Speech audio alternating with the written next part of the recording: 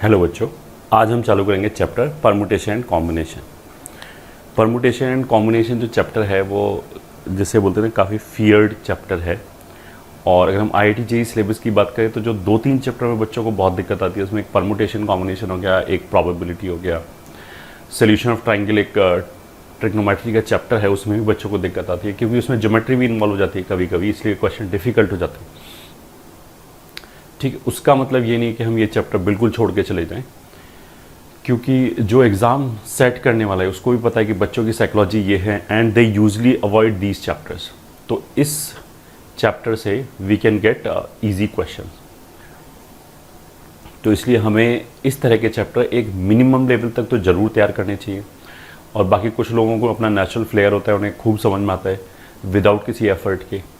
और जिन बच्चों को कम समझ में आता है, मतलब क्योंकि इसमें क्या होगा कि शुरू में तो ठीक सा लगेगा, बट 4-5 लेक्चर बाद जब काफ़ी सारे फॉर्मूले हो जाएंगे तो उसमें अगर क्लैरिटी नहीं है, बहुत ज़्यादा थियोरेटिकल क्लैरिटी नहीं है, तो फिर उसमें हमें फॉर्मूलों में कन्फ्यूज़न होने लगता है कि ये वाला हमने लगाया तो इसमें क्या गड़बड़ है, इससे गलत आंसर क्यों आ रहा है, मेरे को तो सही लग रहा है।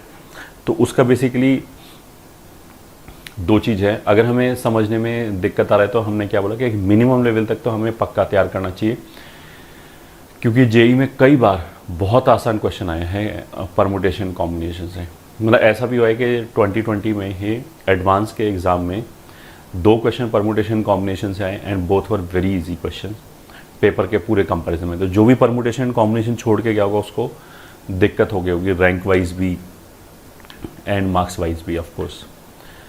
तो एक मिनिमम लेवल तक तो जरूर तैयार करें। पहला चीज़, if you are able to follow each and every lecture in sequence, बीच में से कुछ निकाला नहीं, तो फिर कोई दिक्कत नहीं आनी चाहिए। एंड आगे चल के जब हम एक्सरसाइज ट्राई करेंगे तो डेफिनेटली कुछ बच्चों के साथ ऐसा होगा कि जैसे मैंने बोला कि हमने कोई आंसर निकाल लिया, मेरे को अपना आंसर सही लग रहा है, जब हमने पीछे से आंसर देखा तो कुछ और हो गया, फिर हमने अपना आंसर करेक्शन किया, ये ठीक है, दूसरे मेथड से ला के देखा, फिर आंसर मैच कर गया।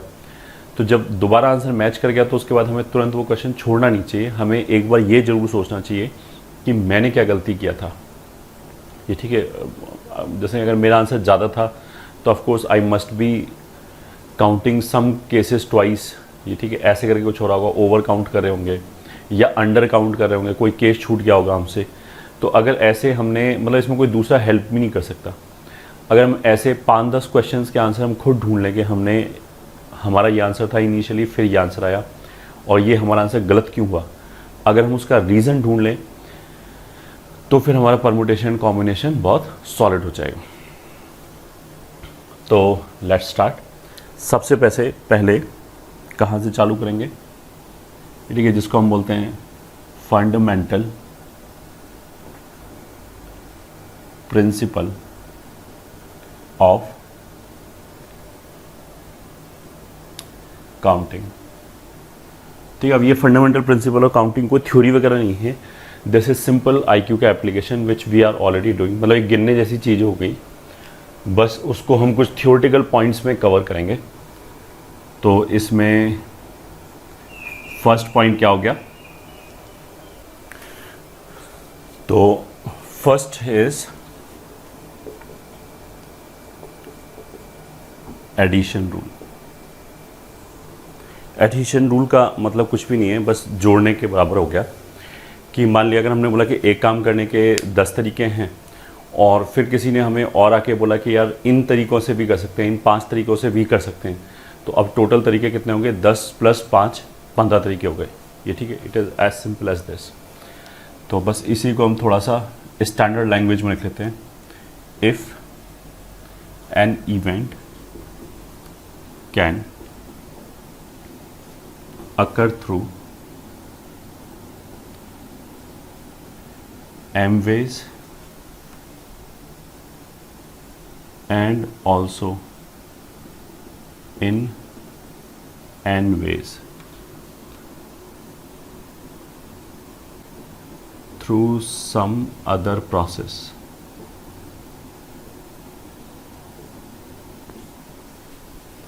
then total number of ways of its occurrence will be m plus n। ठीक है, तो जैसे हमने बोला कि हमें एक काम करने के 10 तरीके पता थे और किसी ने हमें 5 तरीके और बता दिए, तो टोटल कितने तरीके हो गए? 15 तरीके। ऑफ कोर्स जिसने हमें जो 5 तरीके बताए हैं वो जो हमें ऑलरेडी 10 तरीके बताते हैं उससे डिफरेंट होना चाहिए। ऐसा नहीं होना चाहिए कि दोनों में कुछ कॉमन हो जाए, तो ऑफ कोर्स काउंटिंग गड़बड़ हो जाएगा। ये फर्स्ट हो गया। Second, product rule.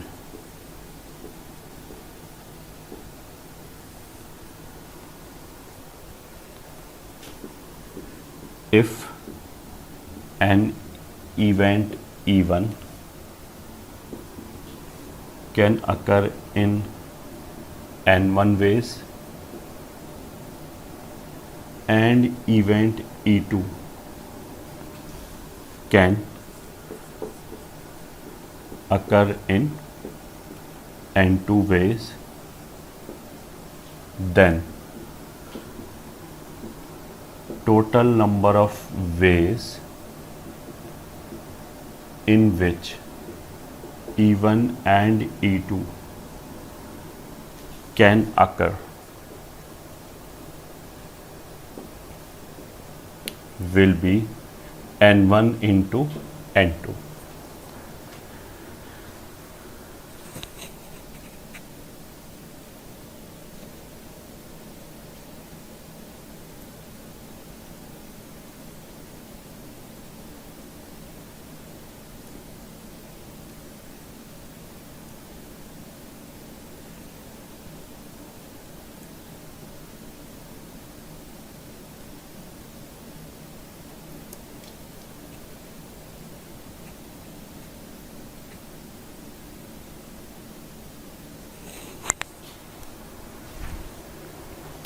ठीक है, अब ये इस तरह की बात होगी कि जैसे हमारे पास 2 काम हैं और पहले काम को करने का मान लिया हमें 10 तरीका पता है और दूसरे काम को करने का 5 तरीका पता है। इससे पहले एडिशन वाले में हमने क्या बोला था कि एक ही काम है, उस काम को करने का 10 तरीका पता है एंड 5 डिफरेंट तरीका और पता है उसी काम को करने का, तो टोटल तरीके कितने होंगे? 15।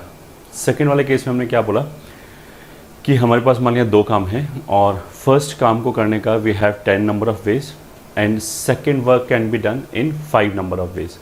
तो फर्स्ट एंड सेकेंड दोनों काम करने हैं एक साथ, तो उनको करने के टोटल तरीके कितने हो जाएंगे? तो मल्टीप्लाई करेंगे 10 इंटू 5। ठीक है, मान लिया तुम ऐसे देखो कि हमें मान लिया 2 क्वेश्चन दे रखा है और पहले क्वेश्चन के मेरे पास मान लिया 4 सोल्यूशन अवेलेबल है, 4 तरीके से मैं उसको सॉल्व कर सकता हूँ। और दूसरे क्वेश्चन को मान लिया, पहले वाले को हम 4 तरीके से सॉल्व कर सकते हैं, मान लिया S1, S2, S3, S4, ये 4 तरीके हो गए पहले क्वेश्चन को सॉल्व करने का। दूसरे क्वेश्चन को सॉल्व करने का मान लिया मेरे को 3 तरीका पता है। ठीक है, S1 dash, S2 dash, S3 dash. अब अगर हमें दोनों क्वेश्चन सॉल्व करने हैं तो कितने तरीके से कर सकते हैं? तो यहाँ मल्टीप्लिकेशन होगा 4 इंटू 3, ये ठीक है, 12 तरीके से दोनों को एक साथ सॉल्व कर सकते हैं। उसको हम ऐसे देख सकते हैं, पहले वाले को S1 से किया, दूसरे वाले को S1 डैश से किया, ये एक तरीका हो गया। पहले वाले को S1 से, दूसरे वाले को S2 डैश से, ये दूसरा तरीका हो गया। पहले वाले को S1 से, दूसरे को S3 डैश से, तो ये तीसरा तरीका हो गया।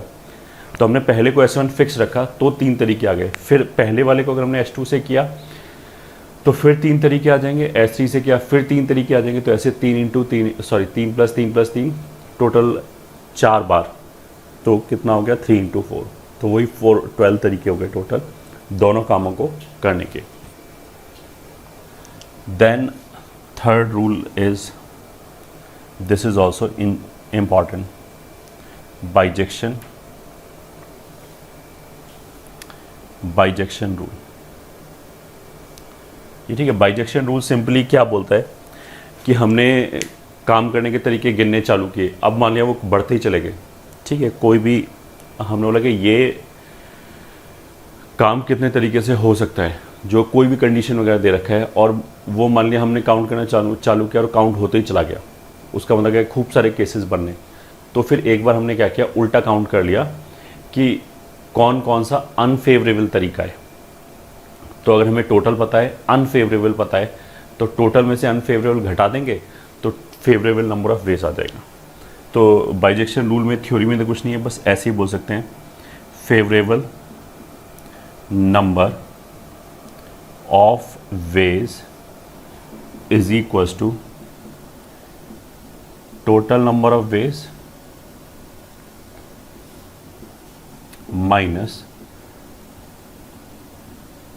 Unfavourable number of ways. बस ये फॉर्मूला इतना ही है, इतना ही छोटा है कि टोटल में से अगर हमने अनफेवरेबल घटा दिया तो फेवरेबल बचेगा।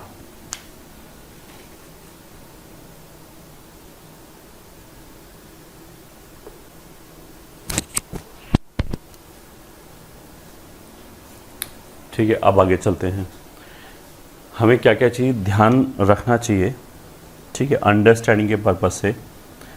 Note 1,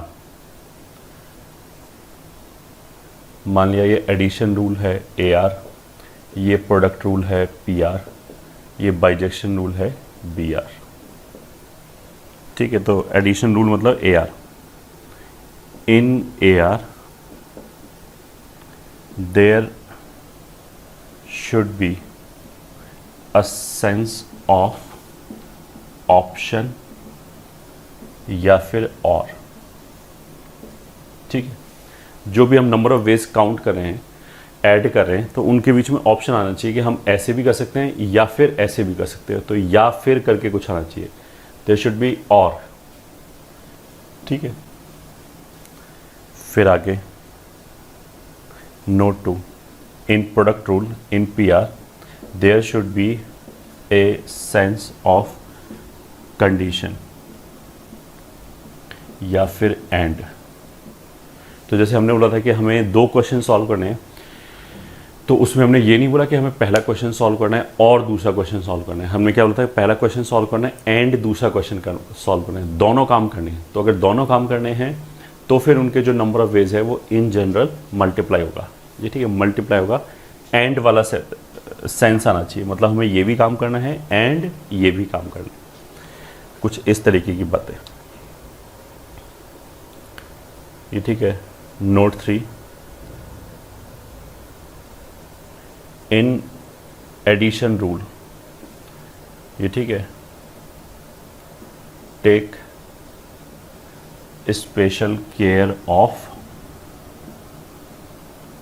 repeated number of ways. ठीक है, मतलब अगर हमने बोला कि n तरीके से कर सकते हैं और दूसरा n तरीके से आ जाए, तो उनको ऐड करने से पहले हम ये देखेंगे इन दोनों में कुछ कॉमन तो नहीं है। ठीक है, तो इसका मतलब क्या है, to simply add number of ways. ये ठीक है, there should not be common number of ways। Common number of ways या कॉमन केसेस जो है उनको हटाना पड़ेगा।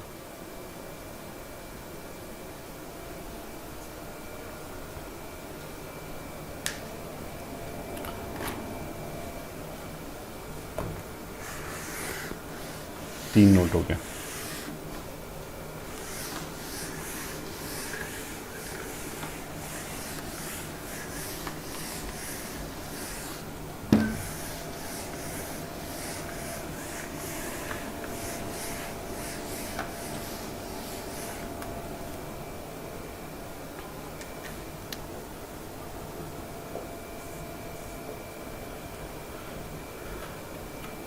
ठीक है, note 4, note 4 is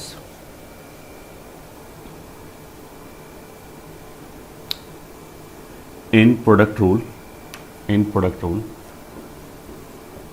number of ways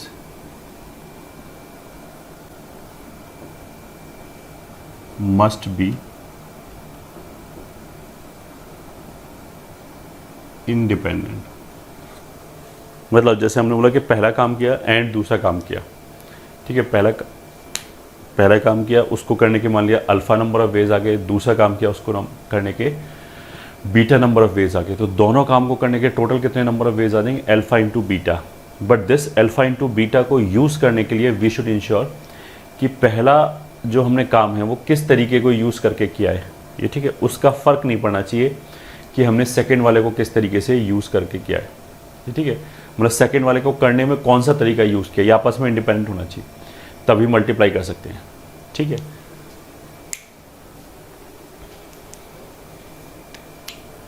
Note 5. In a question, try to satisfy given condition first while counting number of ways.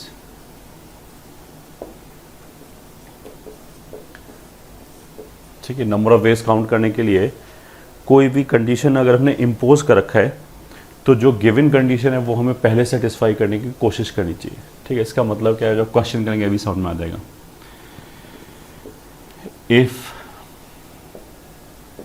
Cases are not independent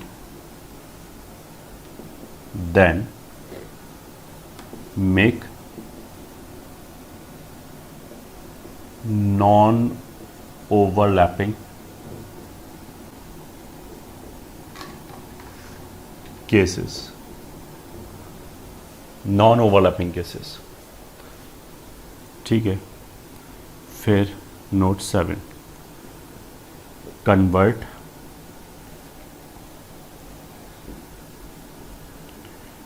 at least,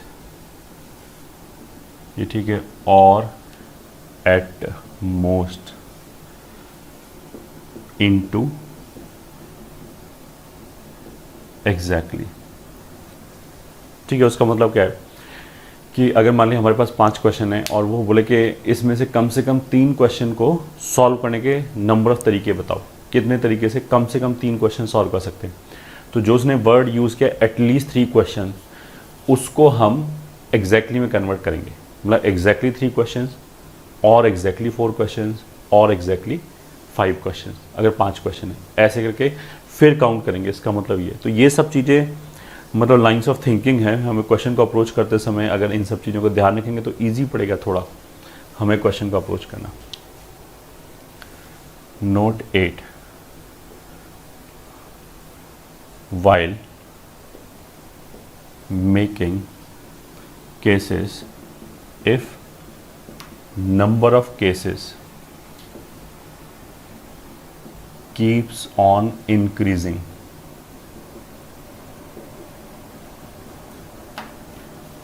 if number of cases keeps on increasing, then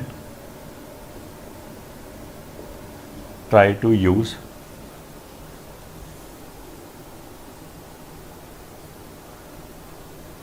bijection rule, ये ठीक है, BR मतलब bijection rule. वही जो अभी हमने बताया था कि अगर हमने फेवरेबल केसेस काउंट करना चालू किया और वो केसेस बनते ही चले गए, ठीक है, तो एक बार हमने रुक के फेवरेबल केसेस को छोड़ के अनफेवरेबल काउंट किया और टोटल में से वो घटाने की कोशिश किया।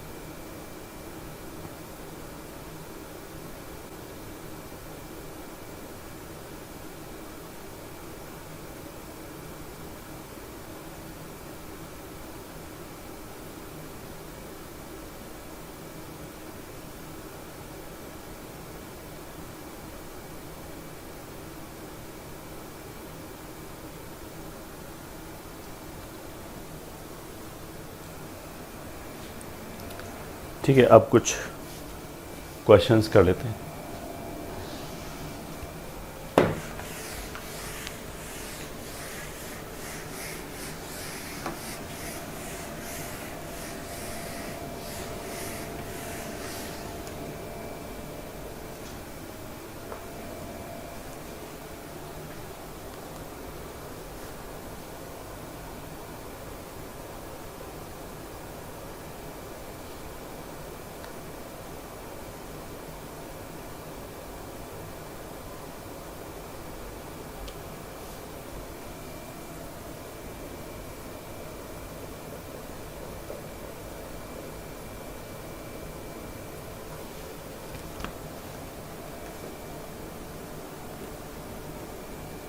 Let a person is moving from town T1 to town T2 via town T3 as shown.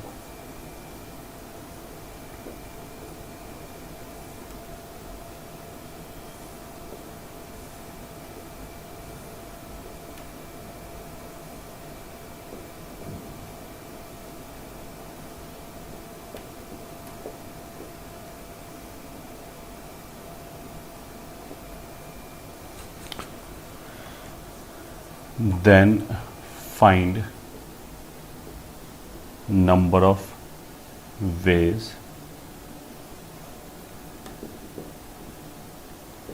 in which he can, first part, reach T2 via T3। तो आंसर कितना आ जाएगा? देखो T1 से लेके T2 तक जाना है, ये ठीक है, हमारे पास ये एक इवेंट हो गया, ये ठीक है, या फिर ये एक टास्क हो गया। अब इस टास्क को करने का कितने तरीके हमें ये काउंट करना है, तो हम कैसे करेंगे, इसको दो पार्ट में डिवाइड कर ले कि T1 से लेके T2 तक गया एंड T2 से लेके T3 तक गया, ठीक है। अच्छा, T1 से लेके T2 तक गया तो उसके पास कितने वेज हैं जाने के? 4। और T3 से लेके T4 तक जाने के 1 2 3 4 5 वेज हैं। अगर हम बोलें कि T1 से लेके T2 तक गया तो he will use this path, ये ठीक है, ये वाला रास्ता यूज़ करेगा, और ही विल यूज़ दिस। तो इससे जाने का एक तरीका, इससे जाने का एक तरीका, तो इन दोनों के बीच में तो वी आर हैविंग ऑप्शन कि या तो वो इससे जाएगा या फिर इससे जाएगा। कंडीशन नहीं है कि दोनों से ही जाएगा, ऐसे थोड़ा बोलेंगे ये भी इससे भी जाना है एंड इससे भी जाना है, ऐसा थोड़ा है। One at a time. अगर वो T1 से T3 तक जाएगा तो इन दोनों के बीच में ऑप्शन है, एग्जैक्टली एक ही यूज़ करेगा, दोनों यूज़ नहीं करेगा।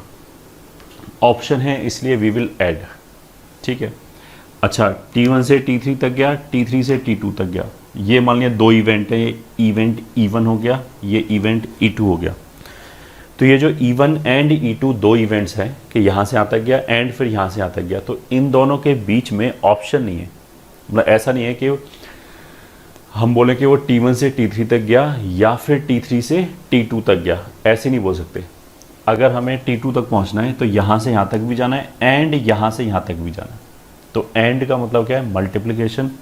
तो आंसर हमारा कितना आ जाएगा? 4 × 5 is equals to 20। Find the number of ways in which he can go to T2 and come back. ठीक है, तो फिर आंसर कितना हो जाएगा कि वो यहाँ से यहाँ तक गया फिर वापस आ गया।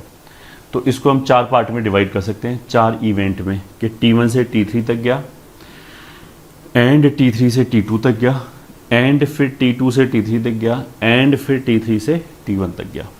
तो T1 से T3 तक जाने के कितने तरीके? 4। एंड फिर यहाँ से यहाँ तक जाने के 5 तरीके, फिर एंड यहाँ से यहाँ तक जाने के 5 तरीके, फिर इनटू वापस आने के 4 तरीके। तो इतने तरीके हो गए।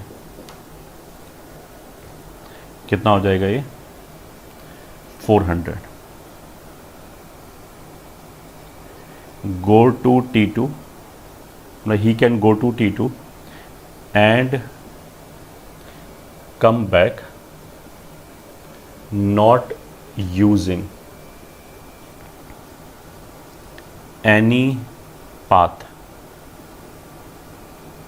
ट्वाइस, ये ठीक है, बिटवीन एनी टू टाउन्स, ठीक है।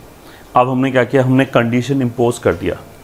कंडीशन क्या इम्पोज किया कि उसको T1 से T2 तक जाना है, T2 से वापस T1 तक आना है, of course via T3, but किसी भी रास्ते को 2 बार यूज़ नहीं करना है। तो मतलब अगर T1 से T3 तक वो इसको यूज़ करके गया, तो जब वो वापस आएगा तो इसको यूज़ नहीं करेगा, ठीक है, और किसी को यूज़ करेगा। तो अभी भी हम इसको 4 पार्ट में डिवाइड कर सकते हैं कि वो T1 से T3 तक गया, फिर T3 से T2 तक गया, फिर T2 से T3 तक वापस आया, फिर यहाँ से यहाँ तक। तो आंसर कितना आ जाएगा, पहले वो यहाँ से यहाँ तक गया, कितने तरीके काम करने के, 4, इंटू फिर वो यहाँ से यहाँ तक गया, कितने तरीके काम करने के, 5, इंटू फिर वो जब यहाँ से यहाँ तक आया, ठीक है, तो इस बार बिकॉज हमने एडिशनल कंडीशन इम्पोज कर रखा है। अच्छा, T3 से T2 तक जाते समय उसने इनमें से कोई भी एक पाथ ही यूज़ किया होगा, मान लिया P1 यूज़ किया है, तो जब वो यहाँ से यहाँ तक आ रहा है तो P1 नहीं यूज़ कर सकता, बाकी 4 में से कोई भी कर सकता है, ठीक है। अच्छा, अगर वो P1 की बजाय उसने P2 यूज़ किया मान लिया, तो वापस आते समय इस बार P2 नहीं कर सकता बट P1 तो कर सकता है।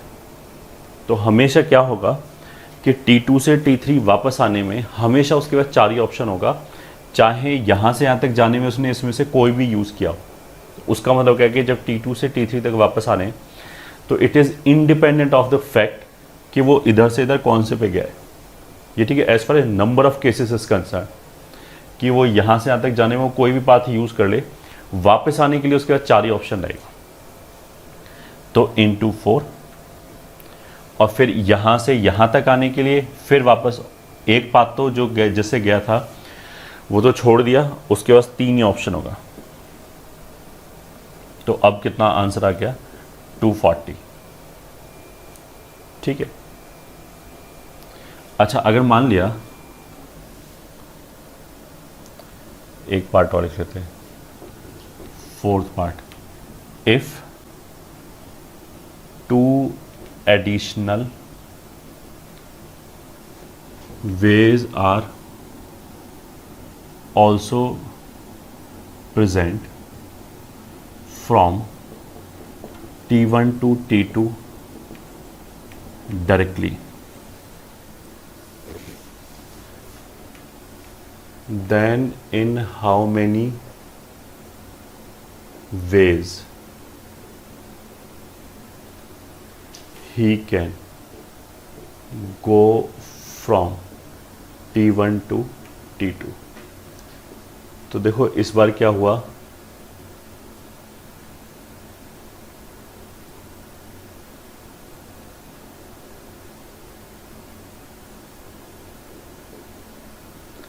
कि ये 4 रास्ते और ये 5 रास्ते तो हैं ही T1 से T3 तक जाने पर, बट उसने क्या बोला कि 2 और एडिशनल हमें रास्ते मिल गए यहाँ से यहाँ तक जाने के।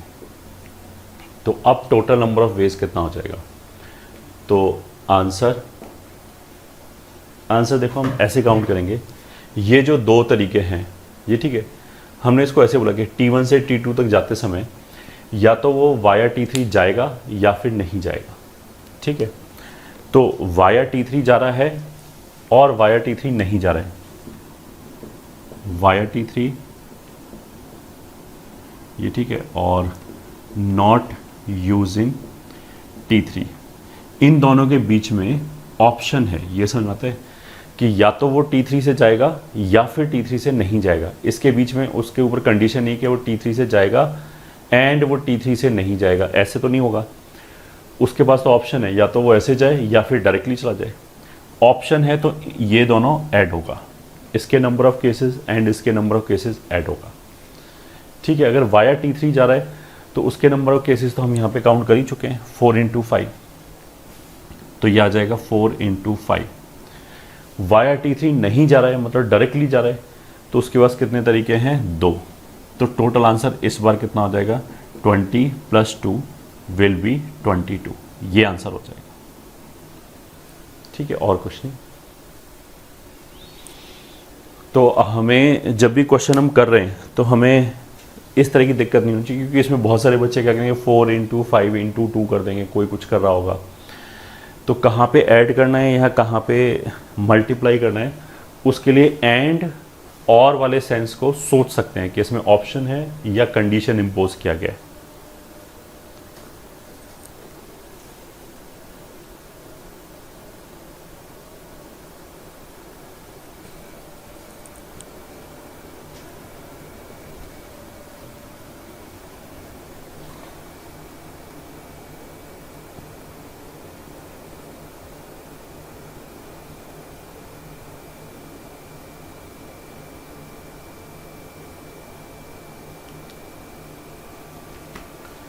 ठीक है, ये क्वेश्चन 2 है। मान लिया ये कोई ऐसे हॉल है, तो 1 2 3 4 5 6 7, ये ठीक है। इस हॉल के अंदर 7 डोर्स हैं, D1 D2 D3 D4 D5 D6 D7, ये हॉल है।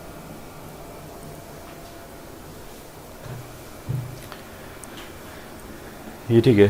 फाइंड नंबर ऑफ वेज, मतलब बेसिकली पीएनसी के क्वेश्चन में क्या होगा, अगर हमें थ्योरेटिकली समझ में आता है तो कैलकुलेशन तो बहुत कम होगा, आंसर तो बहुत जल्दी लिखा जाएगा, क्वेश्चन लिखने में ज़्यादा टाइम लगेगा। जैसे ये तो एक एक लाइन में लिखा जाएगा। Find number of ways of, find number of veg in which a person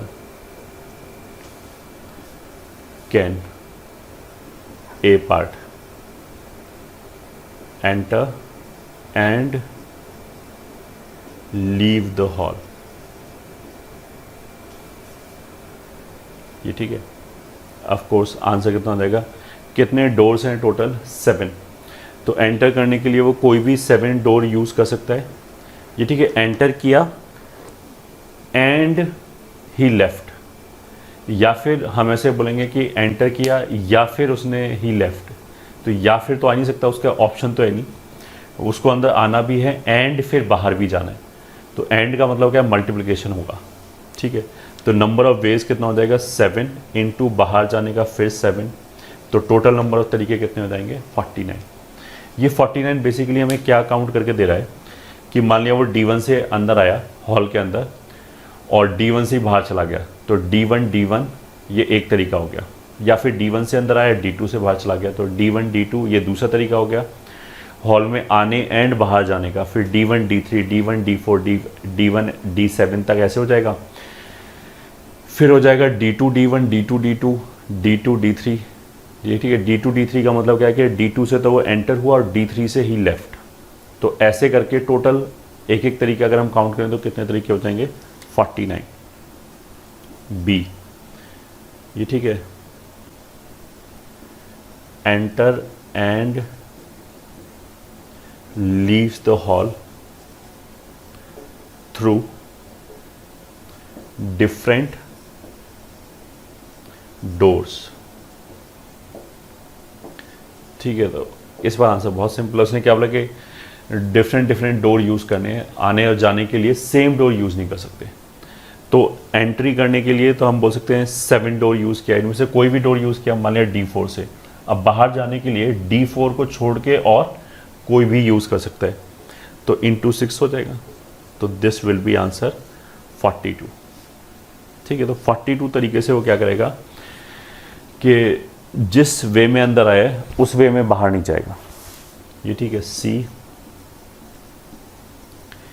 entry through D1 D2 D3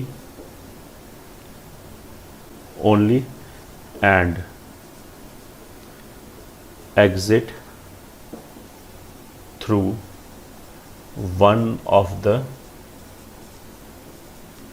remaining doors। ये ठीक है, तो इस बार आंसर कितना हो जाएगा कि मतलब वो जो हॉल में एंट्री ले रहा है वो केवल D1 D2 D3 में यही एंट्री वाले डोर्स हैं। ठीक है, और एग्जिट वाले ये चारों डोर्स हैं।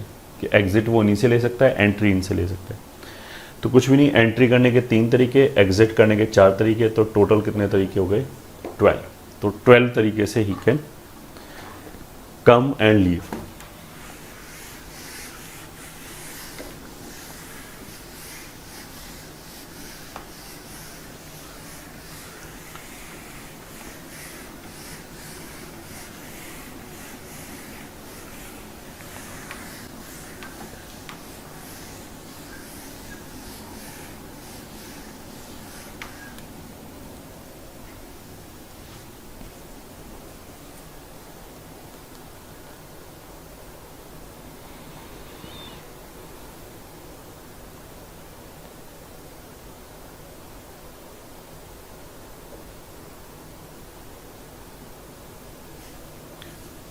Question number 3. Find 3-digit number using the digits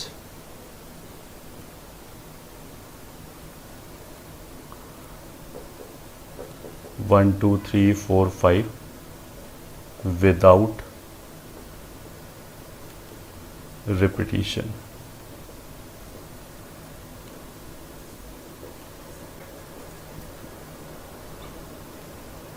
Ten true-false questions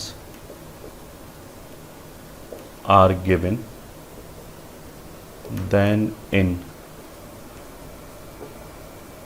how many ways answers can be given to all 10 questions?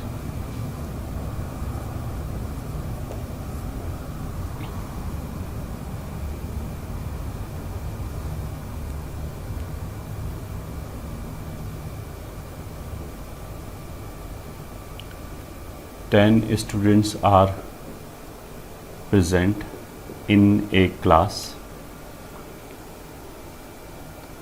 Then in how many ways they can occupy first 3 position in class ranking?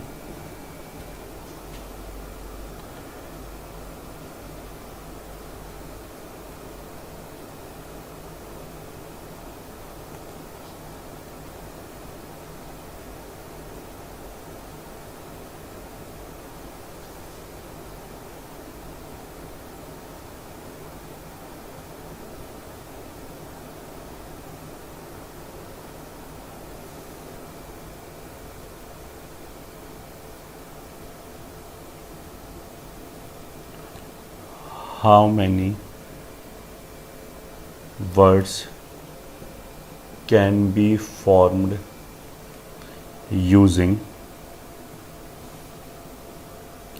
letters of the word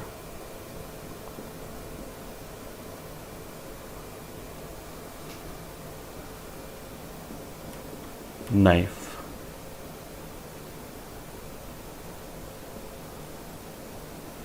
Using all letters without repetition.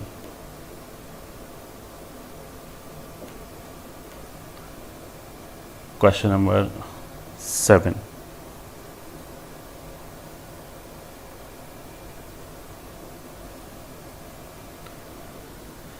How many 4-letter words can be formed using letters of the word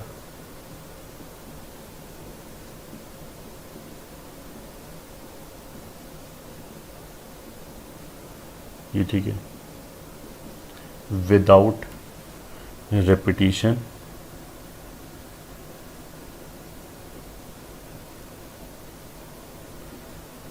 such that first part no restriction, second part word must include G.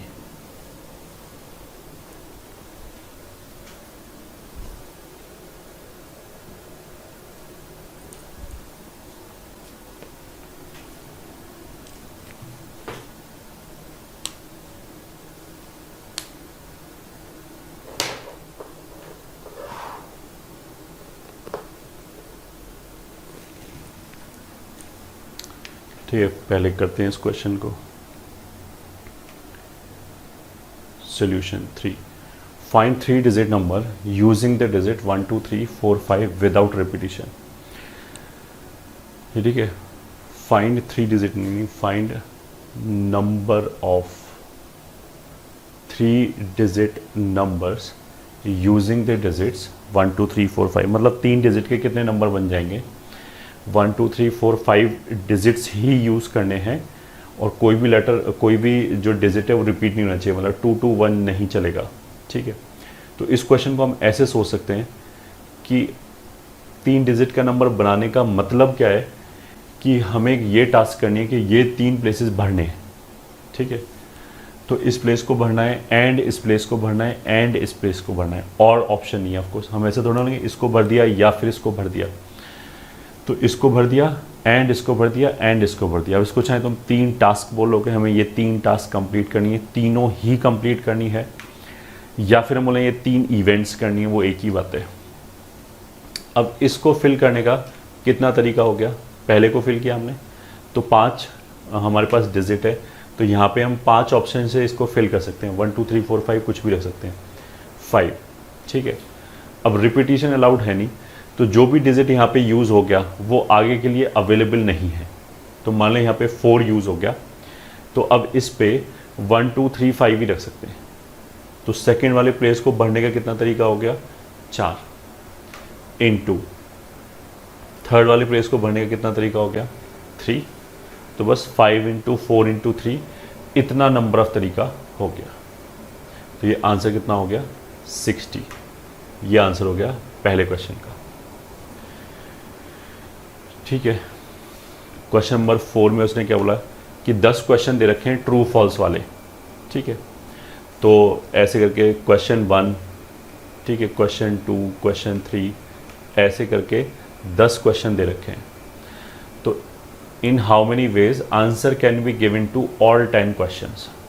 ये ठीक है, इसको कितने तरीके से हम answer दे सकते हैं।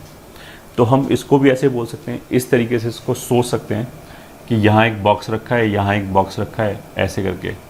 अब इस बॉक्स में मेरे को ट्रू या फॉल्स लिखना है, तो हमें इस बॉक्स को भरना है। ये ठीक है, टी और एफ के अलावा और कुछ नहीं लिख सकते। इस बॉक्स को भरना है, इस बॉक्स को भरना है। तो इन बॉक्सेस को फिल करने में हमारे पास ऑप्शन है या कंडीशन है, मतलब हम ऐसे बोलेंगे पहले बॉक्स को भर दिया या फिर दूसरे बॉक्स को भर दिया, ऐसे बोलेंगे। और वी वुड से कि पहले बॉक्स को भर दिया एंड दूसरे बॉक्स को भर दिया। तो इस क्वेश्चन में उसने क्या बोला है कि can be given to all 10 questions. तो मेरे को 10 के जो 10 क्वेश्चन है सबको आंसर करना है। ठीक है, तो मतलब एवरी बॉक्स, ये ठीक है, मस्ट बी फिल्ड। तो हर बॉक्स में हमें टी या एफ लिखना ही है। तो इसको लिखने भरने का कितना तरीका, 2। फिर इसको भरने का कितना तरीका, 2। इसको भरा एंड इसको भरा, तो एंड का मतलब क्या है, मल्टीप्लिकेशन। तो 2 इंटू 2 इंटू 2 ऐसे करके 10 टाइम्स। तो आंसर कितना हो जाएगा, 2⁻10। इतने तरीके से हम ट्रू फॉल्स की सीक्वेंस लिख सकते हैं। मतलब तुम इसको ऐसे समझो कि ट्रू ट्रू ट्रू 9 और 1 10, एक आंसर तो ये हो गया। फिर ट्रू फॉल्स, ये एक दूसरा आंसर हो गया। ठीक है, false false true true, false false true true, false false, ये एक तीसरा आंसर हो गया। तो 1 2 3 ऐसे अगर काउंट करेंगे तो टोटल कितने काउंट होंगे, कितने तरह के आंसर हम दे सकते हैं, 2⁻5, that is 1024। Fifth question, 10 students are present in a class, then in how many ways they can occupy first 3 positions in the class ranking. ठीक है, तो क्लास रैंकिंग में रैंक 1, रैंक 2 और मान लिया रैंक 3, ये हमारे पास 3 सर्टिफिकेट्स हैं मान लिया। तो इसमें हमें पहले सर्टिफिकेट में से किसी का नाम लिखना है, दूसरे में लिखना है, तीसरे में लिखना है। तो ऑफकोर्स किसी भी बच्चे का ऐसा तो है नहीं कि रैंक 1 भी आ जाए एंड रैंक 2 भी आ जाए, तो कोई भी एक ही रैंक आएगा। तो हम ऐसे बोल सकते हैं यहाँ जो रैंक 1 वाला सर्टिफिकेट है उसमें किसी भी बच्चे का नाम लिख सकते हैं 10 में से। ठीक है, तो इसको फिल करने का कितना तरीका है? 10। फिर इसको फिल करने का कितना तरीका है? 9, क्योंकि जो भी बच्चा यहाँ पे आया होगा वो यहाँ पे तो नहीं आया होगा। ठीक है, माने यहाँ पे राम आ गया तो फिर यहाँ पे राम तो नहीं आएगा, तो 10 में से 9 ऑप्शन बच गया एक बच्चे को हटा के। फिर जो 2 बच्चे पहले आ चुके होंगे वो यहाँ नहीं आएंगे, तो इतने तरीके हो गए। तो इसका आंसर कितना हो गया? 10 × 9 × 8। सही, तो दैट विल बी 720। ये आंसर हो गया। ठीक है, 6th, how many words can be formed using the letter of the word knife using all letters without repetition. तो KNIFE, तो 1 2 3 4 5 लेटर्स हैं, सारे लेटर यूज़ करने हैं और वर्ड्स बनाने हैं। ठीक है, रिपीटिशन अलाउड नहीं है। तो हम ऐसे बोल सकते हैं कि वर्ड बनाने का मतलब क्या है कि ये 5 प्लेसेस हमने रख लिए, इनको भरना है इससे। ठीक है, अब इसको देखो कैसे भी काउंट कर सकते हैं। इसको फर्स्ट प्लेस को फिल करना है एंड दूसरे प्लेस को फिल करना है एंड तीसरे प्लेस को फिल करना है, ऐसे करके ऑप्शन। तो पहले प्लेस को फिल करने के लिए हमारे पास कितने ऑप्शन है? 5। ये ठीक है, अब कोई भी रख दिया, मान लिया यहाँ पे n रख दिया, तो अब n हटा के सेकेंड प्लेस को फिल करने के यहाँ से हमारे पास कितने ऑप्शन है? 4, फिर 3, फिर 2, फिर 1। सही है, तो आंसर कितना आ जाएगा? 120। 120 नंबर ऑफ वेज से हम इसको फिल कर सकते हैं। ठीक है, अब 7th question which says how many 4 letter words can be formed using the letters of the word daughter. ये ठीक है, तो DAUGHTER।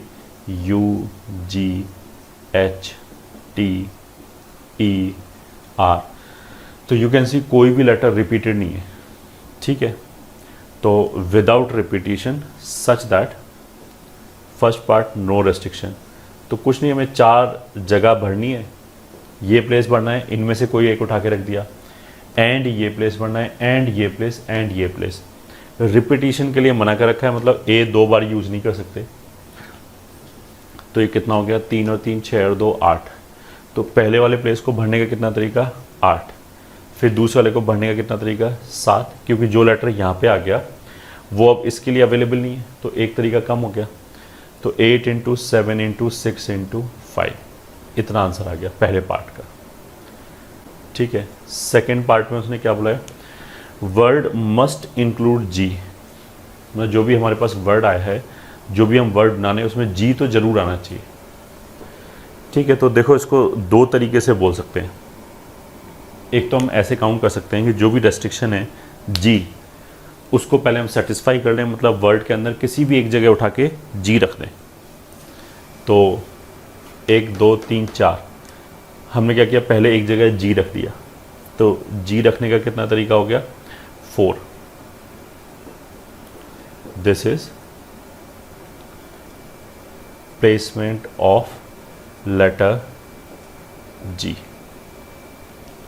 ठीक है, अब मान लें कहीं एक जगह जी आ गया इस जगह पे, तो अभी बाकी की 3 प्लेसेस भरनी है। तो हम सबसे पहले प्लेस के पास गए, तो उसको भरने के कितने ऑप्शन हो जाएंगे? अब 7 × फिर इस प्लेस को भरने के कितने तरीके हो जाएंगे? 6 × 5। ठीक है, जी तो आ ही गया, तो पहली जगह यहाँ जी रखा गया, तो इसके पास कितने अवेलेबल हैं? टोटल 8 हैं, उनमें से जी ऑलरेडी यूज़ हो गया, तो बचे हुए 7 में से कोई भी लेटर यूज़ कर सकते हैं। तो इसको फिल करने का 7 तरीका, फिर 2 लेटर यूज़ हो गए, इसको फिल करने का 6 तरीका, इसको 5। एक तो हम ऐसे बोल सकते हैं। एक हम इसको बाइजेक्शन से भी कर सकते हैं कि हमने total number of words count कर लिए, फिर उसमें से उन वर्ड्स को हटा लिया जिसमें जी यूज़ ही नहीं किया। तो जो टोटल नंबर ऑफ वर्ड्स थे वो तो हमने ऑलरेडी यहाँ पे रखा है 8 7 6 5 माइनस हमने वो वर्ड किए जिसमें जी यूज़ ही नहीं हुआ। अब अगर जी यूज़ नहीं हुआ तो हमने उसको अलग हटा के रख दिया, अनफेवरेबल इसमें से घटा रहे हैं। तो जब हम अनफेवरेबल काउंट करें then we are suppose to make sure कि we are not suppose to use जी। तो अगर हम जी को हटा दें तो 7 लेटर्स बचेंगे। तो अब ये जो 8 लेटर्स थे वो अब 7 का काम करेगा। तो ऑफकोर्स 7 6 5 4 सेम लॉजिक से। तो 7 6 5 कॉमन ले सकते हैं, 7 6 5 कॉमन ले लिया, इनटू 8 में से 4 सब्ट्रैक्ट किया तो 4। तो यही आंसर आ गया ultimately. Explanation is different, answer is same.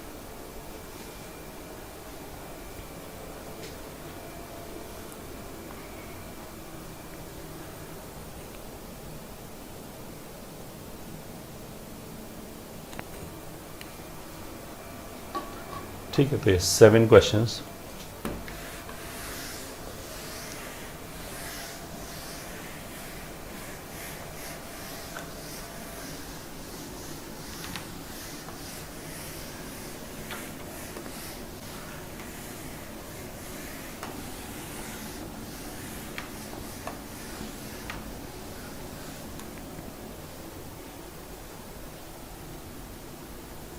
Question 8.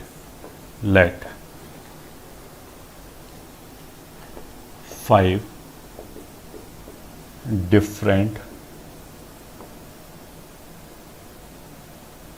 colored flags are given, then find how many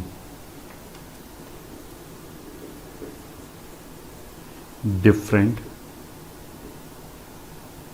signals can be made using 2 or 3 flags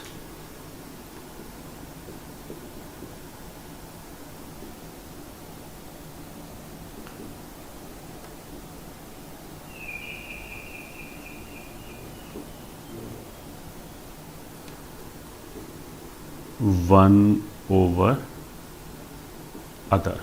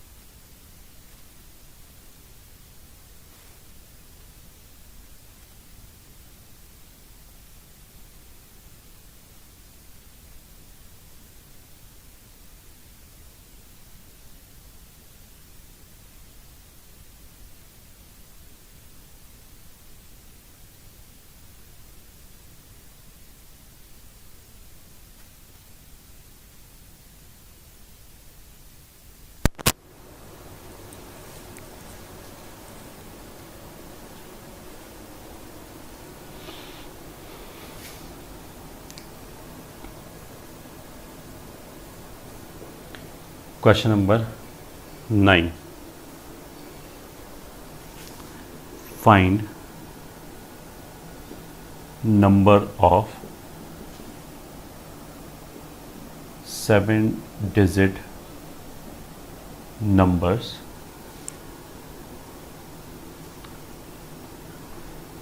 in which no 2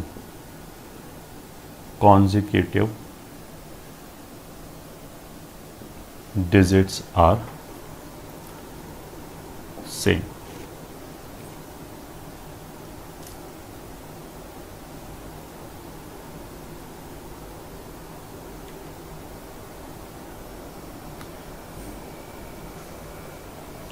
question number 10.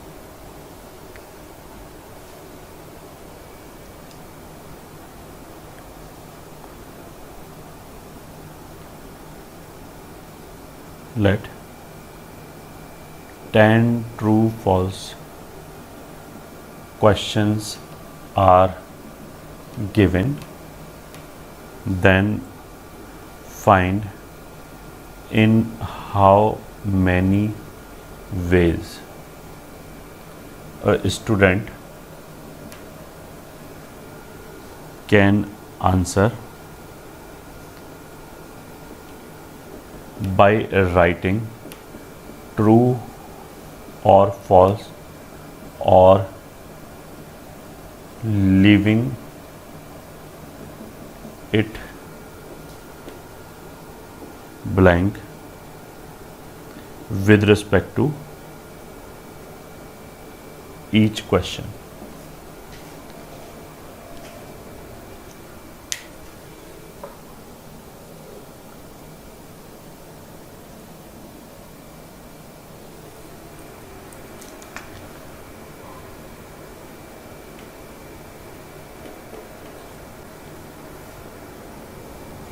ठीक है, first question में क्या बोला है, let 5 different coloured flags are given.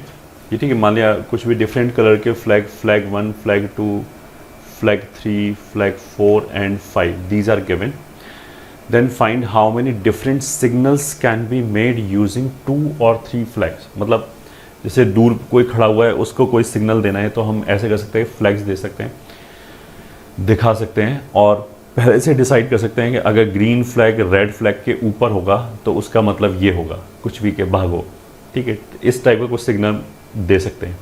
तो उसने क्या बोला कि जो सिग्नल के लिए यूज़ करेंगे वो केवल 2 ही फ्लैग यूज़ करेंगे, या तो एक के ऊपर एक रखा या फिर ऐसे. ठीक है, तो इन दोनों के बीच में ऑप्शन है और, तो इसलिए हम क्या करेंगे, ऐड करेंगे. ये ठीक है, या तो 2 फ्लैग रखा या फिर 3 फ्लैग रखा, ऐसे थोड़ा बोलेंगे 2 फ्लैग रखा एंड 3 फ्लैग रखा. ठीक है, it does not make any sense. अगर 3 होगा तो 2 कैसे हो जाएगा, 2 होगा तो 3 कैसे हो जाएगा.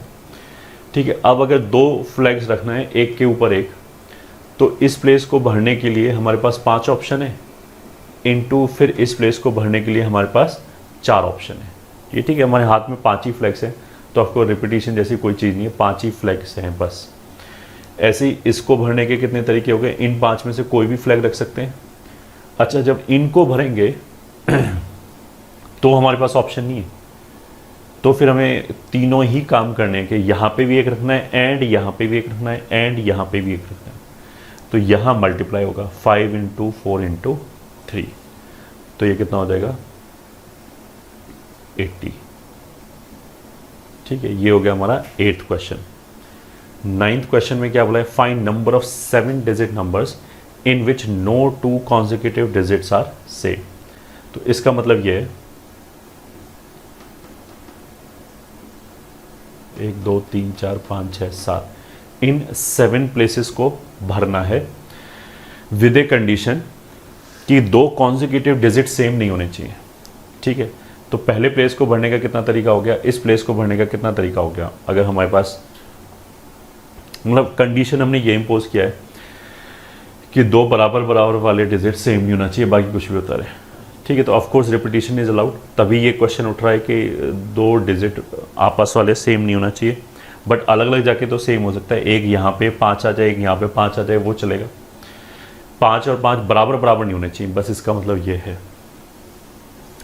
तो हम इसको ऐसे बोलेंगे, इस प्लेस को भरा एंड इस प्लेस को भरा एंड इस प्लेस को भरा एंड सो ऑन. ठीक है, विद ए कंडीशन कि जो भी कंडीशन इसने इम्पोज किया है कि 2 कॉन्जिक्यूटिव डिजिट सेम ना हो, वो हम इंश्योर करते हुए चलेंगे. तो फर्स्ट प्लेस को फिल करने का कितना तरीका है, टोटल 10 डिजिट होता है, 0 1 2 3 4 ऐसे करके 9 तक. फर्स्ट प्लेस में 0 नहीं रख सकते, वरना वो 7 डिजिट कैसे काउंट होगा. ठीक है, तो फर्स्ट प्लेस को भरने का कितना तरीका हो गया, 9. मान लिया फर्स्ट प्लेस में 5 आ गया, 5 आ गया, तो अब इस प्लेस में हम कितने तरीके से भर सकते हैं, वापस 9 तरीके से.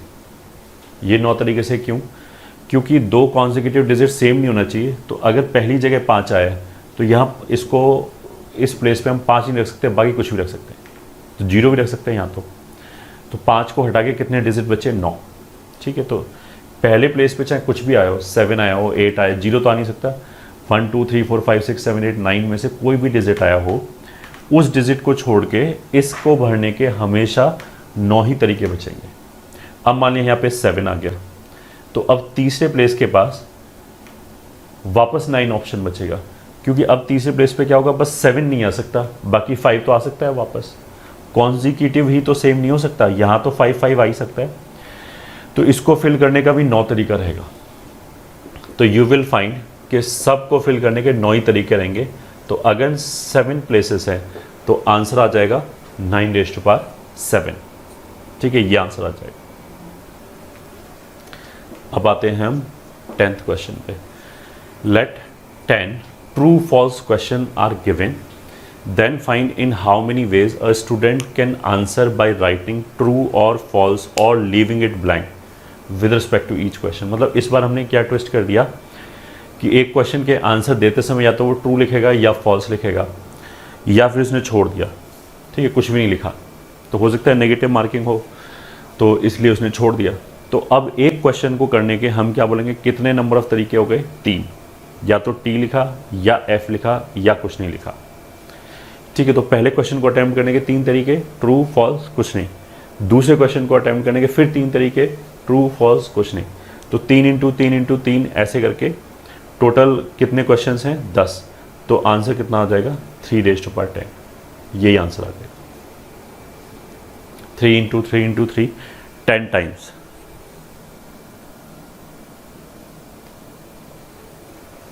तो these many ways में he can answer the question।